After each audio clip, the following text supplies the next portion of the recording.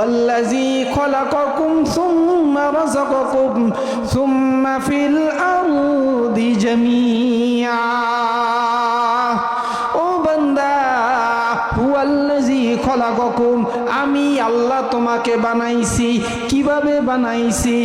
যখন আমি ফেরেশতাদের দিয়া আমি তোমাদেরকে বানাইতেছিলাম, ফেরেশতারা হাত বানাইছে, আমি বৈশা বৈশা দেখছি।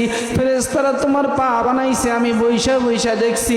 ফেরেশতারা তোমার অঙ্গ প্রত্যঙ্গ সব জায়গার ভিতরে রাখছে, আমি নিজে বৈশা ডিরেকশন দিছি, আমি নিজে মেকানিজম করেছি।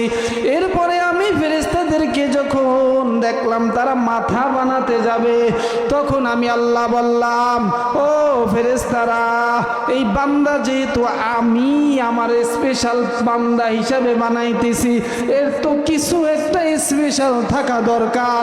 ওই স্পেশালটা হলো আমি আমার বান্দার মাথাটা নিজের কুদরতি হাতে বানাইব। সবাই বলি সুবহানাল্লাহ।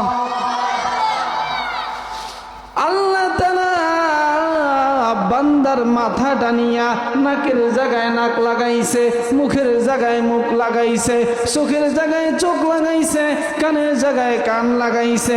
লাগানোর পর ফেরেশতাদেরকে ডাক দিয়া বলতেছে, ও ফেরেশতারা, আমার বান্দার মাথায় যেহেতু আমার কুদরতি হাতটা লাগছে, ওই মাথাটা নিচে থাকতে পারে না, উপরে লাগাইয়া দাও। সুবহানাল্লাহ।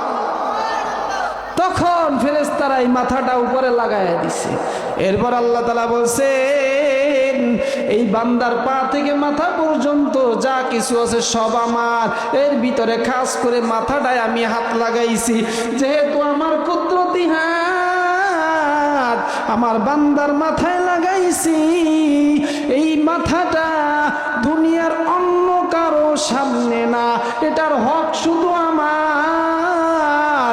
এই মাথাটা শুধু আমার কুদরতি পায়ে নত হবে, এটার অন্য কারো সামনে নত হতে পারে না। জোরে বলতে হবে ঠিক কিনা?